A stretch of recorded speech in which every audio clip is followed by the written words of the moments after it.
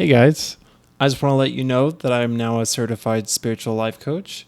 If you resonate with the topics and lessons that my guests and I discuss on my podcast, and you feel that you could use some empowerment and direction in your journey of becoming who you truly are, consider booking a free discovery call with me on my website at kindlemccullough.com. And now on to the episode.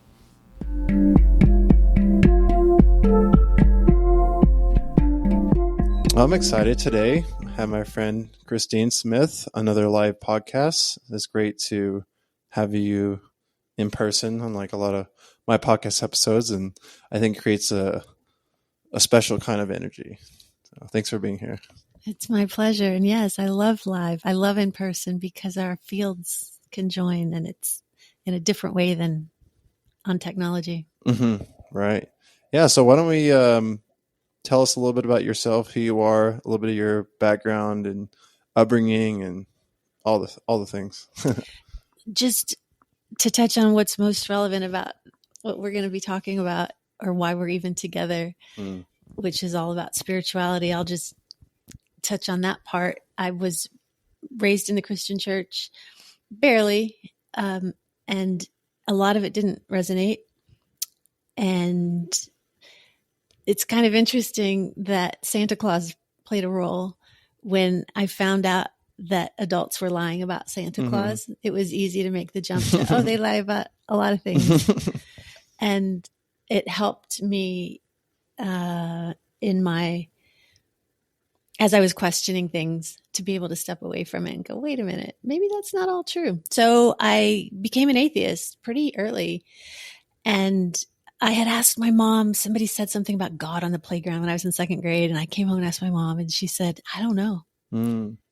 She said, I've studied Judaism. I've studied Zen Buddhism. I've studied Christianity. I haven't figured it out. You're going to have to figure it out on your own. And a lot of people throughout my life, when they've heard that story, have said, oh my gosh, what a shame to not be given a real solid faith. But to me, it was permission to explore. And I am a seeker. And it was like the greatest gift she could have given me, to be able to not have a lot to undo and just go. So I was an atheist until I got pregnant with my first daughter in 1992. And I realized... That's when I was born as well. She was born in 93. Okay. But I got pregnant in 92. And, with all the technology, you can see exactly what's happening every day, fingernails and eyeballs. And it just struck me that this is not an accident. This is not happening because some amoeba accidentally climbed out of some water a billion years ago, or whatever that story is. So it opened me up to, okay, then what? And I was introduced to Gary Zukav, who wrote The Seed of the Soul by Oprah Winfrey in about 98, maybe 99. I don't know. And he was on her show a lot. And I read that book, and it felt like the most truth I had ever felt in my life from another human. And it just opened the door. It's funny, since then, that was 32 years ago.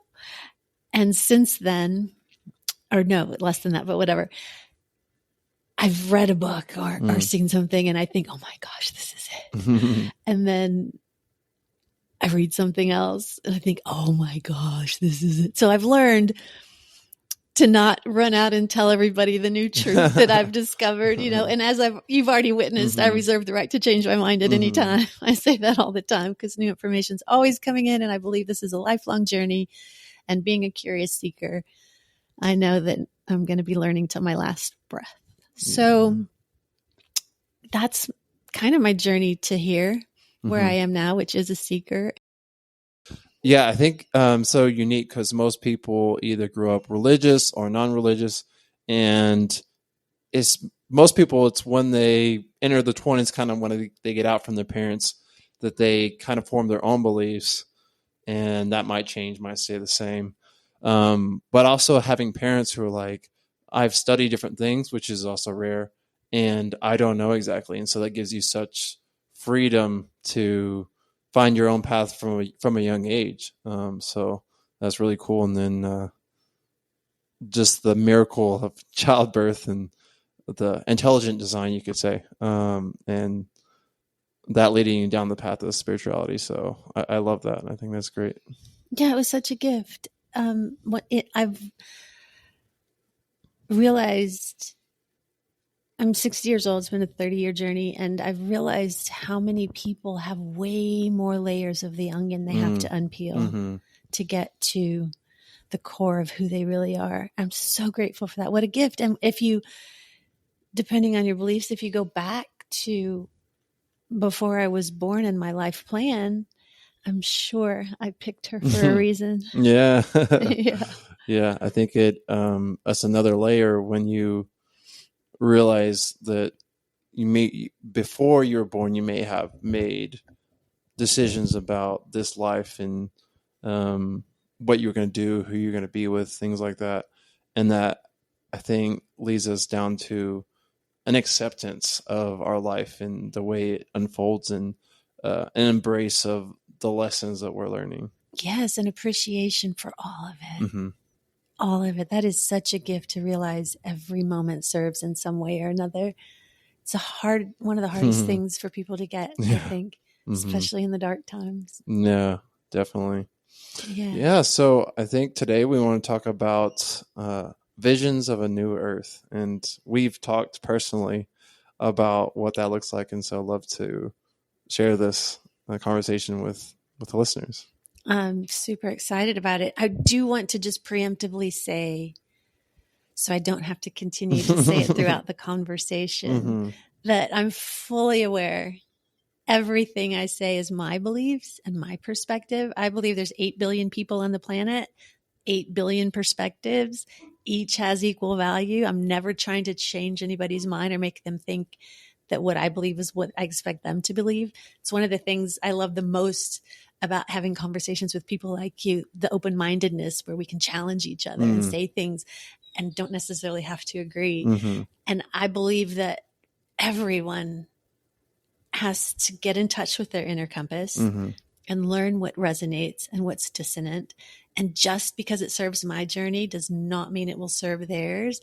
But I don't want to, throughout the whole conversation, have to say, I believe, I think. So anyway, just for the record. It's understood. Okay, cool. And I think in general, my podcast, people understand that it's understood. Good. I always love I think it's a Buddhist parable about the elephant and the ants, and how the ants are different places near the elephant looking at it. And they're like, oh, the elephant it's a trunk, or it's a foot, or it's a tail. But it takes really stepping back to see the whole picture. And as humans, we're just little ants in this universe, and it's hard to see the full elephant of what reality is. And so we all can help each other from our unique vantage points to get a bigger perspective of the whole. We putting puzzle pieces together. Yes. And it requires humility, to not just claim that your belief is the belief. Right. Which is one of the great challenges with religion, is that it's exclusive, and it creates another us versus them that I don't believe really exists. Yeah. So anyway, back to the new earth. Yeah. Well, I mean, religion is a part of different religions, and traditions have different myths and different ideas about what's taking place now with the new earth. And some of them talked about, like, I think I've heard recently there was like 3 different times. It was like 1980 something, 2012, and then 2027. Actually, I think it was a podcast you sent me that talked about those 3 different times, and as blocks or time periods of the development of the new earth. And of course, like within Christianity, there's ideas about bringing the kingdom of heaven down. It's now, but it's also in the future. And so we see that in a lot of different places. So it's kind of fun to connect the dots. But also, being spiritual, be free to have our own perspective of what that actually means. Yeah, and it means something different to everyone. I feel like there is definitely a shift in consciousness happening. I feel like the awareness of people that there's a huge shift in consciousness is increasing every day. Mm. And what I have discovered for myself is that the new earth is already here and that it exists within each one of us. And that it's the uncovering, peeling back those layers of the onion. I believe we're all born perfect and connected. And I feel like you can look at any baby and that makes that inarguable. Mm-hmm. And then layers are just put upon by clergy and parents and neighbors and teachers and should and shouldn't and can't and won't. And we become who we are Mm-hmm. based on all of our experiences. And I believe that it's getting back, unpeeling all those layers and getting back to our own connection with the divine Mm-hmm. and our own understanding that it lives within us and that we're fractals of it and that it's not something out there and that it's not something for later as a reward for how we've lived our lives. It's right here, right now. I believe that it's fascinating.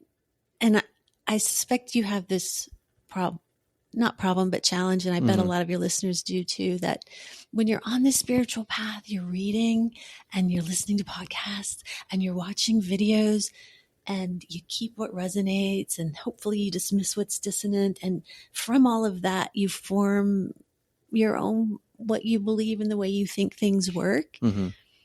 And I've had 3 moments in my life that were mine alone that I can go back to because they came to me not from a podcast or a book or a video. The first one was listen with your heart. Just walking down the street one day. And I had never contemplated that. I was very mind-centered, logical, rational, materialistic. Didn't know it, but I was. And I didn't know what that meant, but I started practicing it. And I got in touch with what I believe is a portal to the divine where you can listen with your heart. And once you realize how to do that, then you can speak from your heart. You can relate from your heart. You create a field of love and compassion and emotion from your heart. And it's how you start relating to other people. So I first heard it didn't mean anything, but I started practicing it and now it means everything. The second one was love everyone. Full acceptance, no judgment. Again, walking down the street and I'm thinking, wait, you don't mean everyone. You can't mean everyone. And I'm clicking through all the people that are hard to love. Again, it was a practice of, wait, what does that look like? What does that mean? And so I practiced it and I moved into a place of recognizing myself in everyone else and everyone else within me. I have a saying now, I am you and you are me and we are we. And I kind of live that way, but it allowed me to find compassion for every human, no matter what they're doing, even when it seems like something you wish they wouldn't be doing. I can see that I have a saying, I got it first from Charles Eisenstein. That's not true. First from Valerie Carr, Kaur. She's a young philosopher, indigenous philosopher who blows my mind. But it's a saying, if I were you, I would do as you do. And it's a phrase that can give you pause to understand when you're in the presence of something that's not going the way you wish it would, or someone is throwing something at you that is vitriol or hatred or rage, to be able to instantly realize, I don't know your life. I don't know your path. I don't know what's happened to you since you were born. I sure don't know what happened to you today. However, if I had lived in those same moments, gotten those same lessons, had the same relationships and the same circumstances, that's how I would be acting also. And it just moves me instantly into compassion. And it's a beautiful gift. It's a practice, but it's a beautiful gift to be able to see all of humanity with love. And then the third one was find a joy in every moment. Again, I'm like, wait a minute, you don't mean every moment. What about when you're in a car accident? What about when you can't pay your bills? Again, it was a practice. Oh, every moment. When I look back on my 60 years of life, those things that I would have judged as bad or wrong or wish they hadn't happened, they all serve. They all serve. They all were stepping stones towards me being who I am today. And that helps me recognize no matter what's happening, yes, a car accident, a house burns down, whatever, to be able to shift literally in that moment and look for the lesson, to be able to instantly go, whoa, wait, what is here for me? What can I get from this? How can I grow from this? Then you can live with joy in every moment. So those three things I've been practicing since they came in 2021 separately. And since the beginning of this year, I'm just living it. I'm the happiest person I know. I'm the happiest I've ever been. And I want it for everyone. And so I just went on and on and on and on and on, because what that ultimately gets us to is I believe that's the new earth. Mm-hmm. Each of us finding that peace in our own hearts that allows us to function all the time, or as much time as possible, in that place of love and gratitude and compassion and oneness. And I believe that that's how the new earth is growing and operates. Yeah. Mm-hmm. Yeah, there's a lot there. That's really great. I want to go back a little bit. Okay. I want to bring in a book I've been reading called The Gene Keys by Richard Rudd. Mm-hmm.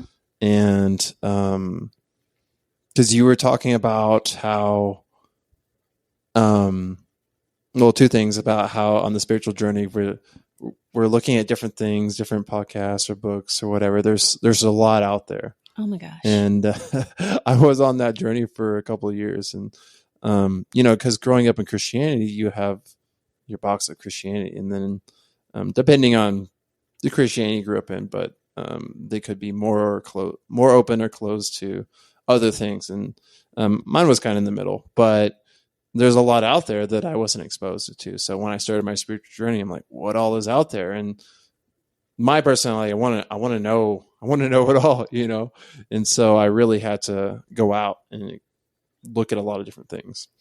But, reading the Gene Keys, there's 3 different traps you can fall into. And that's following a guru, following a spiritual tradition, or being a spiritual pilgrim. And it's not really about that they're bad. It's that you can get too imbalanced one way or the other. And I'm like, I'm imbalanced on the spiritual pilgrim, going all these different places. So I'm going to really stick with this. I'm really feeling resonant with this for a while. Anyways, so another thing is it talks about your genes and how there's so much, what scientists say is junk DNA, and they're like, there's not a purpose for this. Right. But, we know, yeah, we know nature. Like there's nothing wasted. There's nothing that's like, this doesn't do anything. It's kind of like consciousness. We can't explain it. We're just going to ignore it. Exactly. Exactly. But it talks about the potentiality of the human. And within our DNA is this karma, these shadows, but then also these gifts and these cities, which is like a Buddhist term for special abilities and states of consciousness. And it's really helpful because it shows you how the shadow, the gift, and the city is connected. And so how you can move from one to the next, and how even the shadow serves a purpose in moving us forward. And so it's not just this black and white, evil and good and kind of thing. But one of mine, because it uses astrology to help you, which ones really are part of your life path. And of course they all are, but really resonate with you. And so one of mine is logic, and then farsightedness, and then omniscience. And so I was just journaling before we got here about growing up and being a reader, and then going to grad school. And I was always, my ego was like, oh, I'm smart, I'm logical, and using logic to try to figure out reality. And then eventually realizing that you can go around in circles forever with logic, and you can defeat yourself. The reality always defies logic. There's the transrational. And so, and I think my awakening was my final straw of breaking all concepts of what reality was. And so, just like you're saying, getting past that logical mind and then into the heart. And, I think that, not naturally, but is a part of our body's defense mechanism. When we experience trauma, we oftentimes kind of numb or shut down the areas in our body. And so to see and feel with the heart, we have to go back into our body. And then there's a lot of pain there. And so it's a slow process of realizing, oh, wow, this part is numb, or this part has a lot of pain in it. And can I be courageous and find the help from others, or support, or the good feeling or the connection to the divine to help me go in here and feel this and work through this, to then see more clearly with the heart. And of course, that opens so much up. And one thing you were talking about, and here's where I will come at it from my perspective and dispute a little bit. And it's so hard to find the nuance, but I think there is a part of us, or the deepest part of ourselves is pure, is whole. But I do think that we come into this life with karma in our DNA, that patterns from our ancestors, parents, and from the collective that we have to work through. And so there can be distortion, I guess. And that's part of our journey to work through this, to become more clear and reach what you're saying of that experiencing joy in every moment, no matter what happens, seeing others as divine and love them and have empathy for them, and realize, wow, if I was in their shoes, would I act any different? Probably not. And so with that understanding, then we can have forgiveness and empathy for them. And I think that's the journey of a lifetime. And, I don't think I'm where you're at, which is fine. I'm on my journey, but that is the goal. And so it's so amazing to see everyone where they're at, and have someone like you who's further along the path. And what can I take from you, and how can I get there, and how can I just feel your field of resonance and embody that myself? That's why people like me are here. You can't know it's possible until you witness it. Sometimes it can seem like just something untouchable until you spend time with someone that's touched it. And you're so right that part of peeling back the layers of the onion are dealing with things that are getting in your way, and they may have been put upon you in this lifetime, and they may have been put upon you in another. And the two words I use for those things, or to heal those things, are alchemize and transmute. And of course, the first step is the awareness. And so many people have so much that they've blocked off, which most often manifests as physical or mental ailments. And those are keys. They're symptoms that are signs to something that needs healing. it doesn't necessarily need a label of a disease. Mm-hmm. It's a wake up call. It's trying to get your attention to be resolved. And it takes work, and it takes hand holding of people who've been through it, who are masterful at helping you navigate that. Mm-hmm. We need people. Another thing that came up for me while you were talking, we're both seekers, and we both are just taking in so much information. And one thing that came up for me just in the last year Mm-hmm. was smart doesn't mean right. Yeah. That's so obvious when you say it or hear it. Mm-hmm. But I realized that in my journey, because I am a spiritual pilgrim, I have been, Mm-hmm. and it has absolutely served me. I'll come across something, I go deep, Mm-hmm. I get what's in it for me, what resonates, Mm-hmm. get rid of what's dissonant, and then I'm done. I'm ready for the next thing. Mm-hmm. And I've done that, and it's worked. And each of those has been a puzzle piece for my journey. But I realized when I'd come across someone new who seemed like even higher or smarter, Right. I'd give away my power. Mm-hmm. As I leaned into what they were saying, Mm-hmm. like, oh my gosh, that's Mm-hmm. truth. That's truth. That's Right. truth. And I realized, What's missing in you, you know? What do you mean? Or like, are you getting that feeling? What's missing in me? They have this that I don't. And that's part of like giving away your power, like that it's not within me. Yes, 100%. Yes. And it just struck me one day, because someone that I really admired a lot, who was incredibly smart and connected, said something that just didn't work for me. Actually, two things in a row.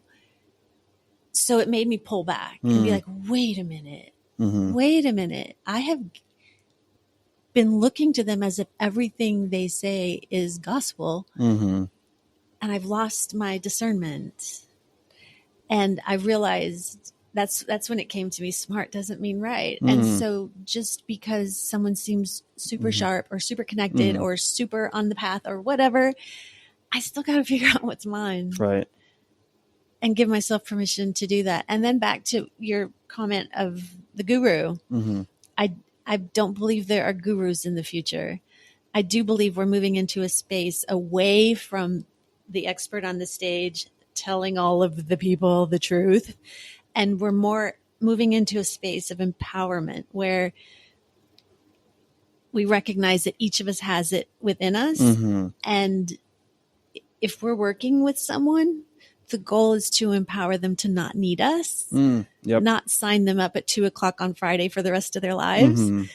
And yeah, I get a strong sense that the day of the guru is going to be behind us in the not too distant future. Yeah, absolutely. I think, just like you're saying, in our journey, we can find people and be like, oh, they have the answer. And then realize they're human. They make mistakes. And, I think intelligence can even be a trap. Absolutely. As I myself know. And right. I had to learn that for myself. Smart doesn't mean right. Right. Because I know I'm really smart. Yeah. But that does not mean I am right for anyone else or even for myself. I have to give myself permission to change my mind. Right. And to not expect anybody to agree with me about anything. Yeah. Right. Yeah. Can we have that love for ourselves that, can I love myself for my beliefs, but also forgive myself when I'm wrong and 100%. keep on moving. But yeah, so with the gurus, we're both life coaches, and, I think we've been trained and we both understand the principle of we're not here to give people the answers. We're here to ask questions to help them discover themselves and find their own truth within. And, I think there's such I do believe in, you could say, like, absolute truth, and that it's not just relative depending on our own perspective. And so there's core things I believe in, but I'm careful not to think that I understand all of that or understand what that means for everyone. And that's where every person has to discover what those core truths, what they mean for them in their own life. And that I don't understand exactly what that means for them. And I can dialogue. I can challenge. I can hopefully be open and get challenged into other people's perspectives and what that means for my life. But at the end of the day, it's between me and God and figuring out what that means, and to not give my power away, and to go on this journey of discovering who I am at the core, and that is God, and how I can embody that and become a clear channel, and not be led by my ego, but by the Spirit of God. Yes. Where I am right now is I don't necessarily believe in absolute truths, because I've had so many perspective changes of my own, where I've thought something was absolutely true because the person that said it sounded so confident and it felt like it must be. And then I've learned something else that makes me think maybe it isn't. Maybe that was for them. Maybe it's not for me. I have also, I love paradox. Yeah. No, I think paradoxes are portals to right. to truth, and then it knowing that the paradox is going to break the limited perspective of what that is. Yes, just like Zen cones. Yeah, yes. Exactly. Yes, and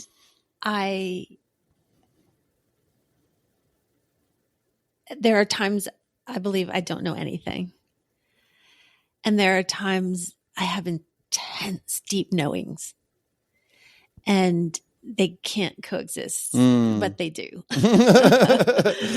So at the same time that I say I don't believe in it, I haven't yet found an inarguable absolute truth for myself. That doesn't mean I negate the possibility that I just haven't gotten there yet. Yeah.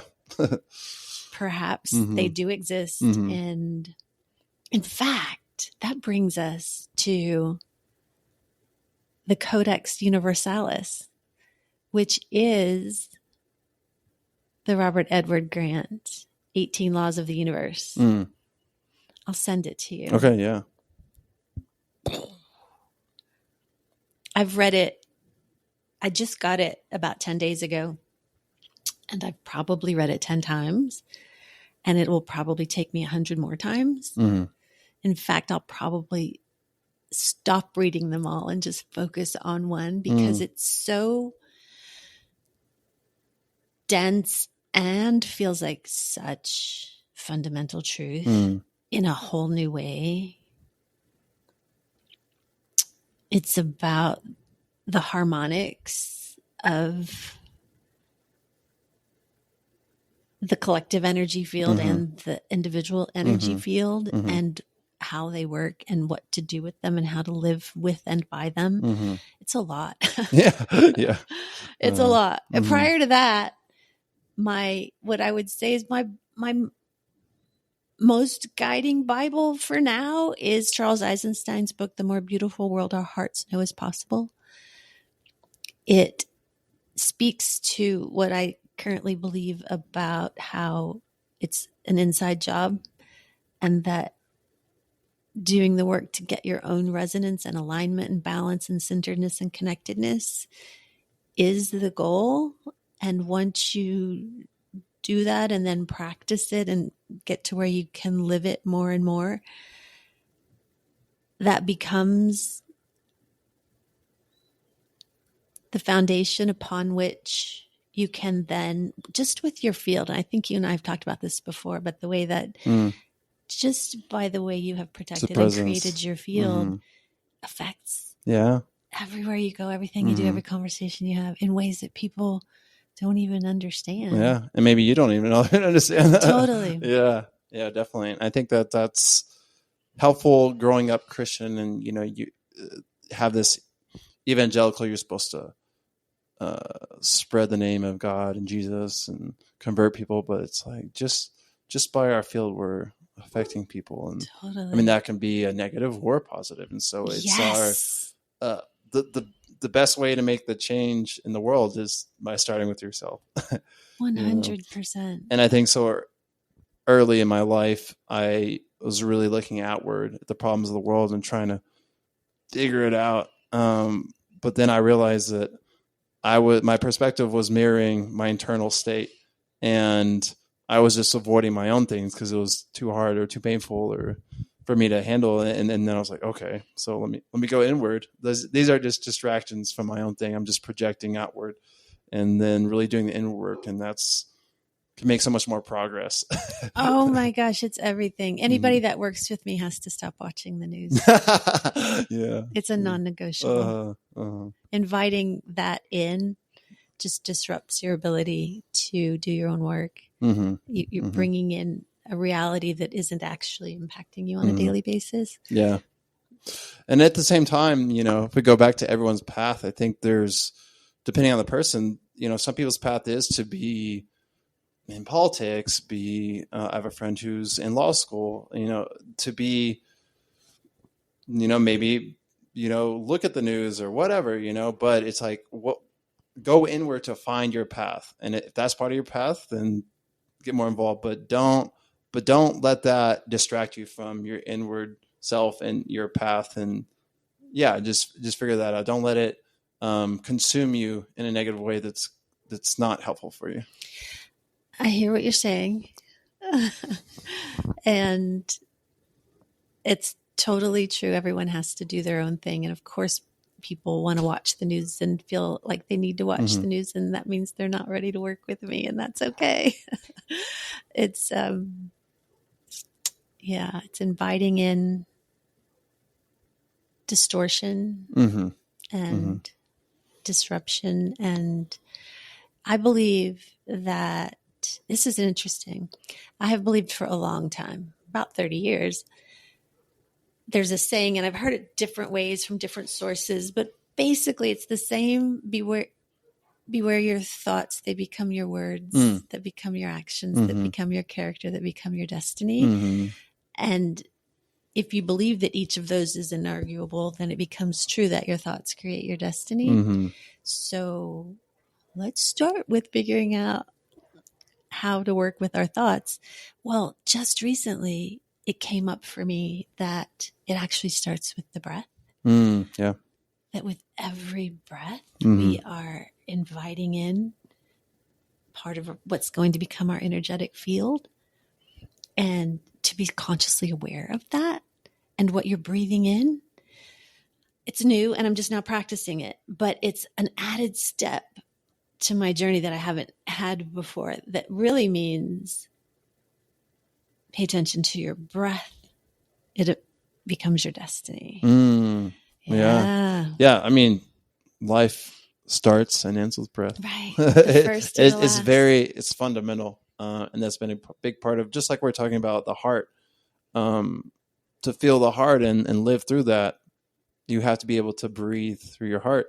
And then that also, as you work on your body and your breathing, realize that, maybe I'm breathing really shallowly in my gut area or lower, and so what's that about? And can I breathe deeper? And then, maybe there's pain here. And can I breathe through that? Can I help clear that? And the more deeply I breathe, the more calm I am, the more clearly I think, the more heartfelt I live my life. Yes. Consciously breathing is consciously inviting in only that which serves, only that which is benevolent, and really consciously asking that that's all that's allowed in. Are you familiar with Richard Rohr? R-O-H-R? Yeah, I love Rohr. Okay. Yeah. One of my favorite talks of his, there's a lot of them, but he talks about the word Yahweh, which has no vowels. It's just YH. YWH. Thank you. Something like that. We know. And he talked about how Yah is the first breath and Way is the last. And that the journey from that to that is everything, which sounds so obvious.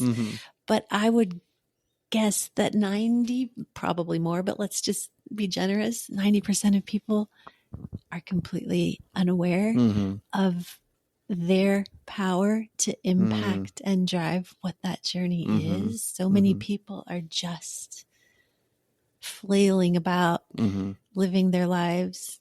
And quite often it's people who even have checked all the boxes of what culture and society and or family taught them was success. They've got the spouse and the house and the job and the money and the vacation home and the kid, whatever it was on their list, education, and they still haven't done the inner work, and they're still flailing and suffering. And yeah. I mean, I think that, we're living in a time of bringing the collective shadow to light, and you look at the news, it looks really dark. And I think many millennials and Gen Z are very disillusioned with the American dream.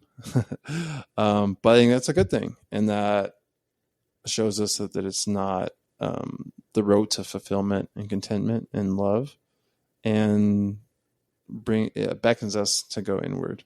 So true. So I think we're doing that. And then some of us, we're further down the path than other people. We're all we're at. But the further along the path, the more you're helping others see where to go and how to live there. And we were talking before the podcast started about religion and how I think community is very important, and it's so hard for many people to step out of religion and go on the spiritual path, and because there's not as much community, and it's harder, and you have to figure things out on your own and in yourself. And so many people will start the journey, but then it's too hard and they'll go back. But the more of us that do step out on that and stay in that, then others can see us and take courage, and we can find each other and find community. And I think the momentum is building. I agree. And that's our work, is building community, where nobody has to do this alone. Yeah. Yes. So many people. I meet people from all over the world who are the only person in their community speaking this language. And I just encourage them that I think we've all been called to a geographic space to be the light there. And to anchor in the light. Yes. Yeah. And just by doing that and being that and going about with that field of love and compassion and acceptance, it takes time, but it can absolutely impact people. And I have been called in the last year to use my voice, that start speaking your truth. I've always used filters, like, who is this person in front of me and what are they ready for or not? And I've been called to stop that, because there are way more people in the closet than we know who are as hungry as we are for that kind of connection and curiosity. And it's interesting that you talk about people your age. There's so many more of you. And I'm 60 and I can't tell you the number of times, because my kids are your age, that people my age want to talk about how this generation doesn't want to work. This generation has no work ethic. Right. And I'm the first to defend them. And I say, actually, that's not true. If you give them meaningful something to do, they will show up 80 hours a week. If you want to sit them in a cubicle with no windows trying to look busy, you're right. They're not going to show up. But it's not because there's something wrong with them. It's because they're here to change things. Yeah. Absolutely. It's beautiful. Yeah. And true, I believe. Yeah, I think so. The Western materialistic, capitalistic world, and really it's affected the whole world. It doesn't have soul. It doesn't have spirit. It doesn't have deep meaning. It's like, what are we striving for? We don't even know. Just more and more and more. We're just grabbing empty. Exactly. More, and empty. We're just creating more emptiness. So I think we need soul. That's a part of us. And Carl Jung talks about how the lack of spirit creates all these mental disorders and these issues, and we're seeing that. And it's like, I love psychology, I love therapists and all those things, but like it's psychology with spirituality. It's all connected. You need both. And so we need the soul, we need the spirit, and we need experiences of the divine, and we're searching for that. So can those of us in that space step up, like you said, be authentic? And that's also a challenge, because there's still parts of me that, might be kind of bitter or angry, or, if I'm being authentic, it's not always going to sound so loving. And so can I be like, oh, what's going on there? Can I work on that so that I can continue to be authentic and be loving, Oh my gosh, such a huge point. I have a saying, authenticity is the new currency. I believe it 100%. People are so craving authentic experiences and authentic people. Mm-hmm. And it's this ethereal thing that you can't exactly describe, but you know it when you see Mm-hmm. it and feel Mm-hmm. it. And people are absolutely craving it. You just said something, yes, about when you get angry or you're bitter. I have recently come across something about that speaks to how all of those things are not only okay, they're essential and necessary for our growth. And I don't mean just accept that it's going to be there forever. Right. I don't mean that. Yeah. I just mean there's this observer effect that when you do recognize that you are experiencing something or behaving in some way, or something is not going the way that you would have scripted it, to be able to witness it. I was just bitter about that. And love that part of yourself. Mm-hmm. Yeah. Like, okay, I was just bitter about that. And that's okay. And now let me look at it. Yeah. Where did that come from and why? Because that's not how I want to live. This I know for sure. So where did that come from? While loving it, which is not what most people do on the path. Right. Most people feel like they have to negate it and pretend it's not there. Right. And then they just shove it to the unconscious. Yes. And all those things. Are you familiar with the emotional guidance scale? There's actually, there's that. And then there's, and that's from Abraham Hicks. You can find it online. It's all kinds of variations of it, but it's super simple. There's neutral and down and neutral and up. Are you talking about David Hawkins? Well, and then there's the consciousness scale, David Hawkins consciousness gotcha. scale. That was the second one I was going to mention. Same thing. And both are such valuable tools. In our culture, we don't talk about words for emotions that much. Yeah. We do not teach people how to identify what it is they're feeling and what to do with that, and how to alchemize and transmute it if that's what you want to do. Both of those scales are so useful as we are identifying who we are, what we're feeling, where we are. And there is no good or bad in it. However, living above the midline is probably a much more enjoyable place to be. But that doesn't mean any of those others are wrong or bad. Right. It just means they're there. Let's not deny them and let them become illness. Let's face them, look at them, figure out where they came from. And it may be, and this is tough, from this life, more easily identifiable than brought it in with me ancestrally. But even then, you can identify that. Usually you can go back to a parent or a grandparent and recognize where it came from. And some would say, you're saying because they influenced me in this life. And that can be true, but it can also be because they suffered from it. It could be a grandparent you never met. Yeah. Who is bringing it in with your DNA. So all those things below the line, to be able to recognize them and sit with it with the intention of identifying it so you can alchemize and transmute it and release it. That's the work. I mean, that is the work all day long. Yeah. Yeah, I think that's great. For me lately, what I've been noticing is the judgment about action, and I need to be doing and be productive and all those things. And that's really been a struggle for me in the past, and I've gone better. But then it's, I don't want to come at it from a negative point of view of pushing myself like a whip. Like, you need to do more. No, you don't.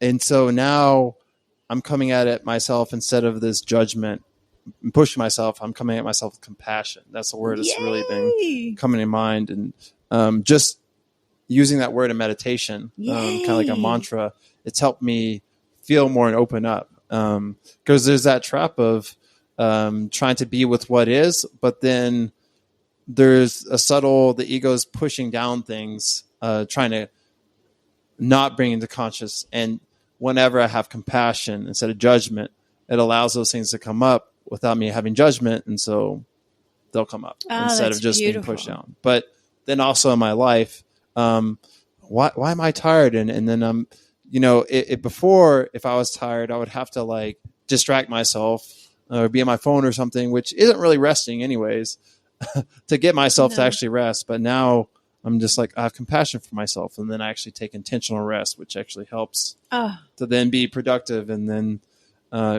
so that compassion, and takes me so much farther rather than judgment. Rest is so underrated, Kendall. And I would say specifically in these times, we are integrating so much energy. Mm-hmm. It's indefinable and immeasurable, so it's hard to talk about, yet so many people are feeling it. Right. And it's important to me. It's the most important work of the day.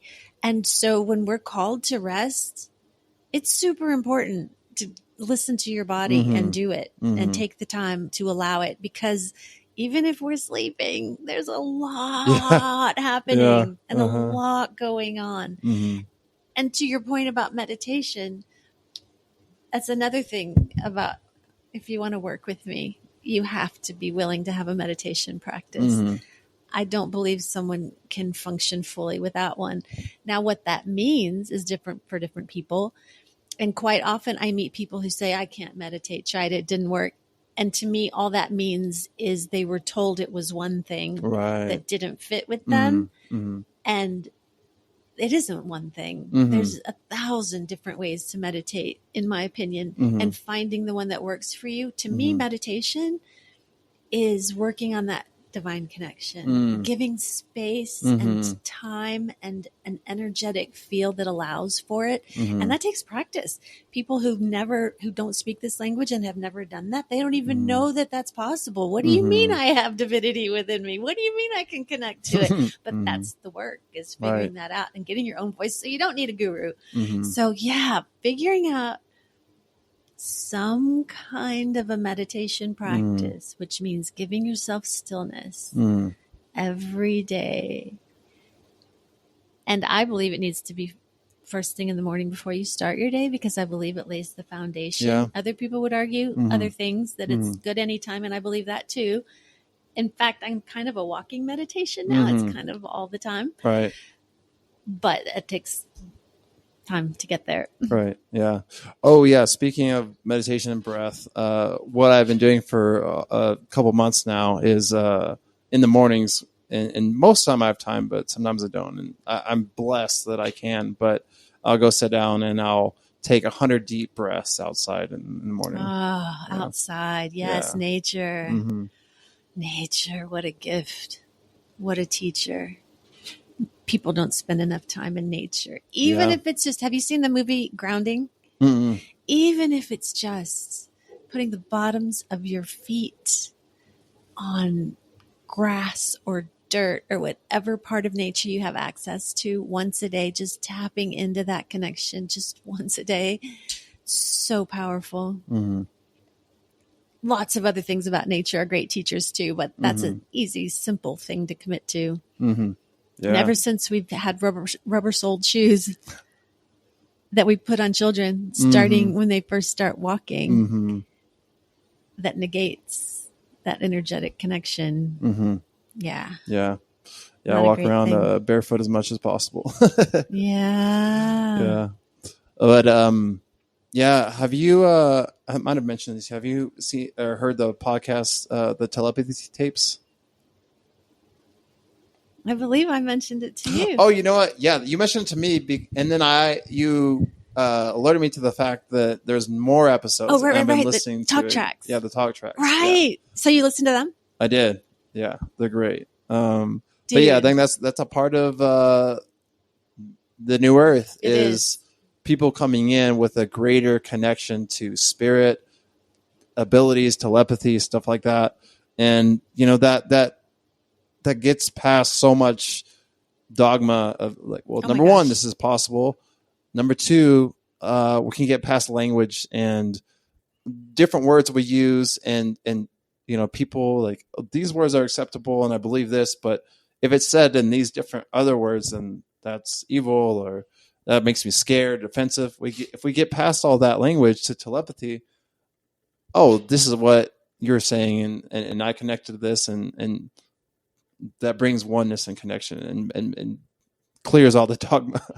100%. And like we were talking earlier about how learning to live in the light creates the possibility for others to know that it's possible. Mm-hmm. Yeah. Telepathy tapes. Yeah.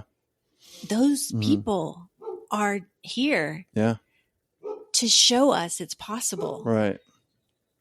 We wouldn't have known it otherwise. Yeah. Well, and the funny thing is that like I've had my friend Ruben Langdon, who's done, he's been on Guy. He had the biggest show with a bunch of channelers, and part of his show was the same thing, connecting with autistic and nonverbals who had telepathy. And so it's the same thing as telepathy tapes, but because of the way his show was and channelers, all that, the spiritual community is like, this is great, but the rest of society is like, that's weird, or we're not going to pay attention. But the telepathy tapes is the same thing, but it's psychologists is coming at it from, more traditional way in language and studies. Yep. So now the palatable. rest, the rest of society can digest it and maybe accept it easier. And so we're finding bridges to reach everybody where they're at. It brings it into the mainstream. Right.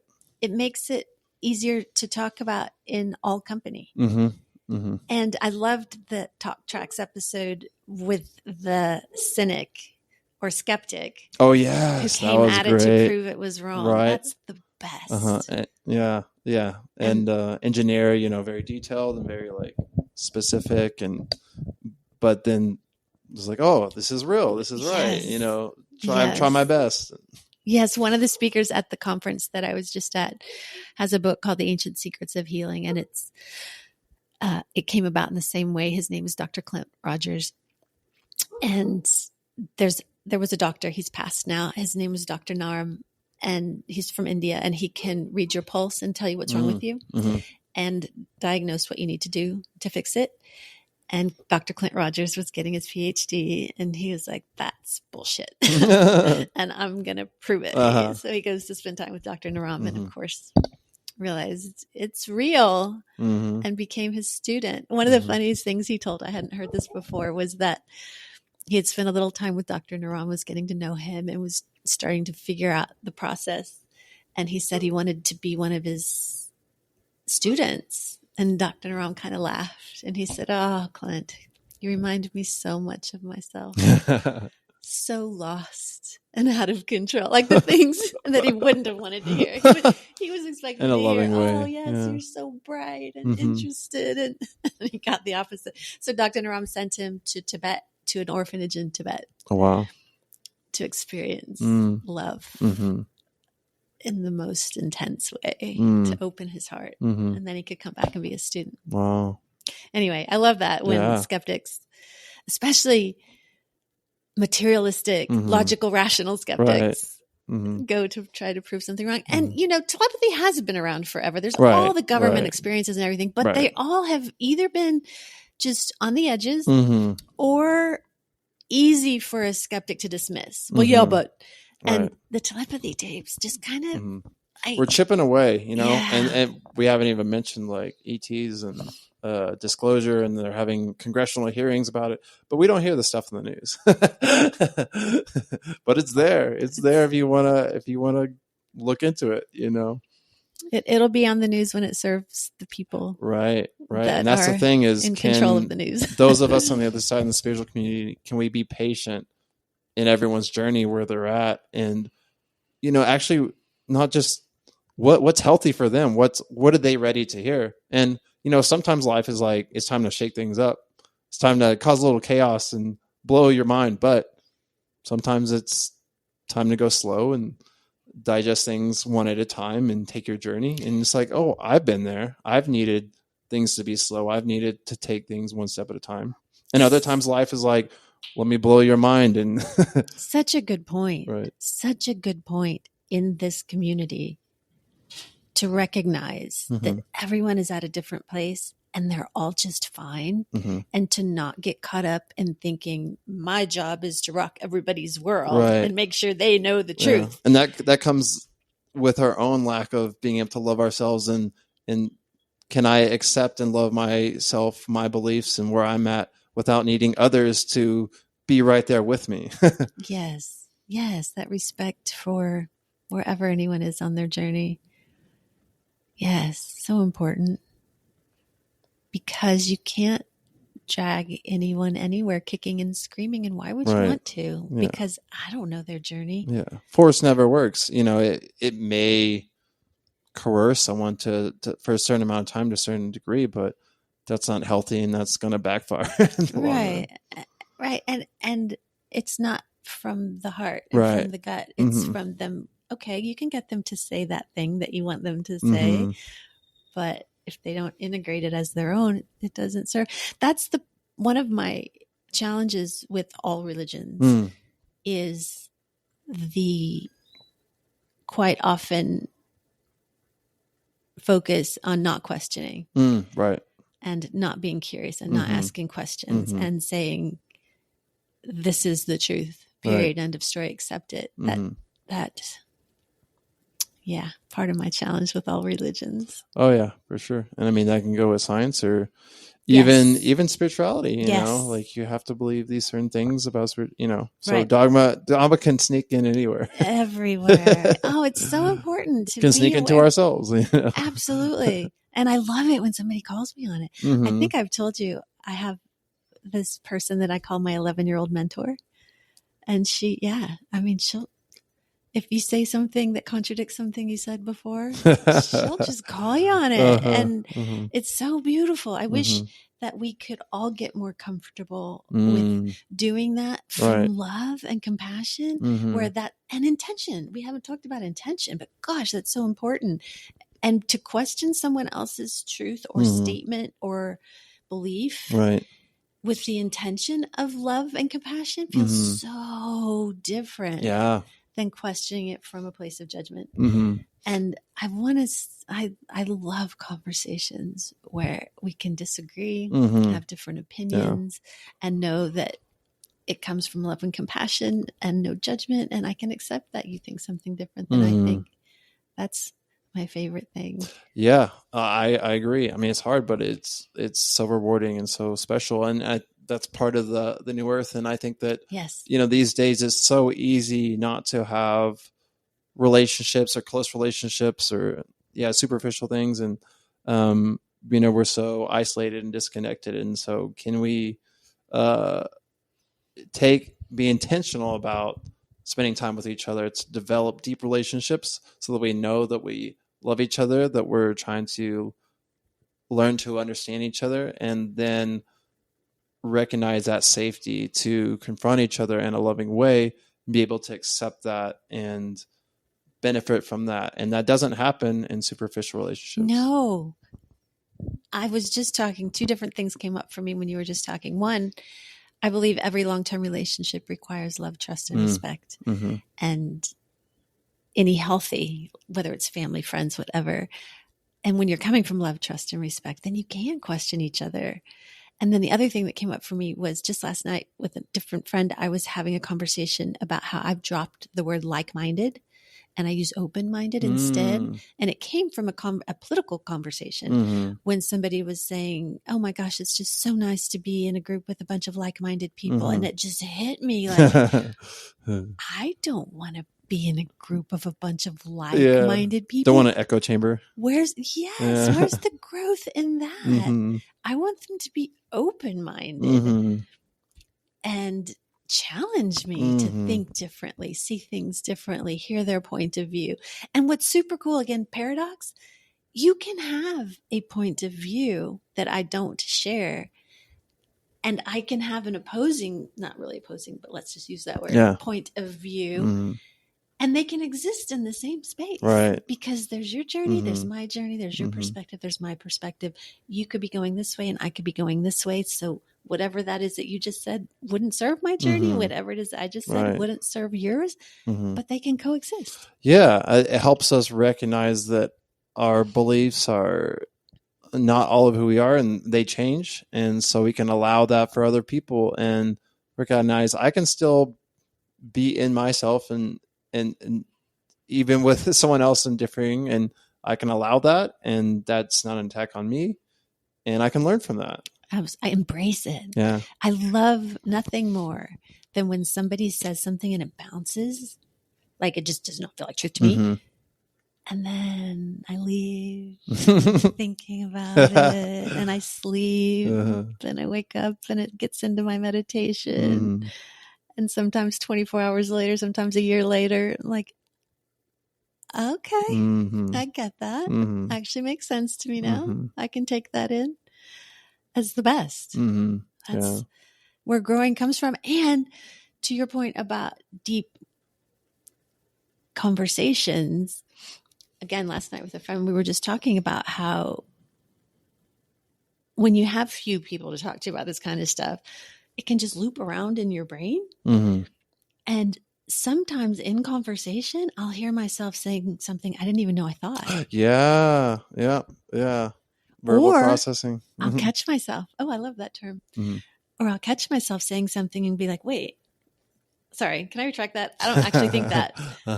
And it's shifting that doesn't take place. When it's helping us bring our own unconscious to conscious. We're mirrors to each other. And the more we can do our own work, the more clear we become of our own projections and ego to then be a clear mirror for someone else so they see themselves clearly. I love that you're using the word mirror. That is coming up more and more and more for me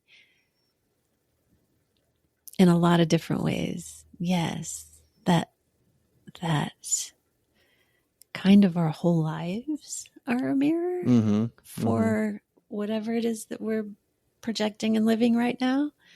And when we do see something that we don't like or wouldn't have chosen or wish was different, to be able to pause and think, okay, somehow I created that. I put that there. Why? What can I learn from it? If it's something that I prefer would be different, what can I change in here to fix, change, move that, instead of putting the power on what can the world do to fix it, make it better. Yeah, lots is coming up for me lately about mirrors. I thought that brought up was Carl Jung talks about. I kind of want to research more into it, but I've just got the basic premise that like God speaks to us in symbols and dreams and in these different ways than just like straightforward words or whatever, because that's the only way we can accept it. And of course, I think too, a lot of it's profound and it has to be in the symbolic form to make sense. But also, our ego is it's a guard, it's like, and so we have to God has to come at it from different angles for us to accept it and be like, okay, or to really get the truth of it, the juice. And sometimes in symbology, in assessing symbology through your filter might be a different interpretation than the same symbology through my filter. It leaves room for differentiation and individualization. Yeah, absolutely. And words are limiting. Exactly. There's a lot of talk about all the senses that we used to have that language killed. For example, one person that I followed for a while says that we used to have the sense to approach a plant and know if it was good or bad for us. Oh, wow. Yeah. And we lost that sense. Yeah. We're reclaiming our connection to the earth and what it has to teach us and how we can live in harmony with it. Harmony. I love that word too. That's coming up a lot. Yeah. Yeah. This has been great. Is there anything else?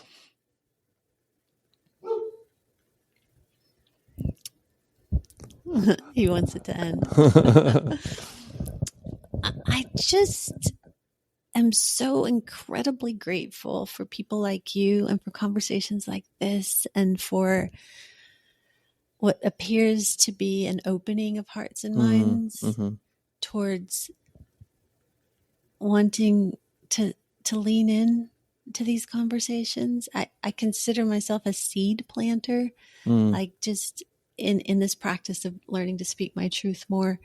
I'm learning that I might say it and it might not land in the moment, but just like I said earlier, how I'll go home and sleep on it and process it, and it might change me. That happens with other people too. And that sounds like I mean that I'm wanting to change people, and it doesn't mean that. It just means that you and I have each been on a journey from what we believed when we started consciously seeking and what we believe now, and that will continue. But to be able to share that with other people who are just stepping into it and helping them not feel so alone and learn to trust their own gut it's our work. That's the future, and that's how we get to the new earth, in my opinion. One by one by one by one. Yeah. Yeah. Yeah, that's beautiful. I mean, I also love this conversation. Love people like you, and love your energy and your wisdom and your love. So thank you. Oh my gosh, thank you. What a pleasure.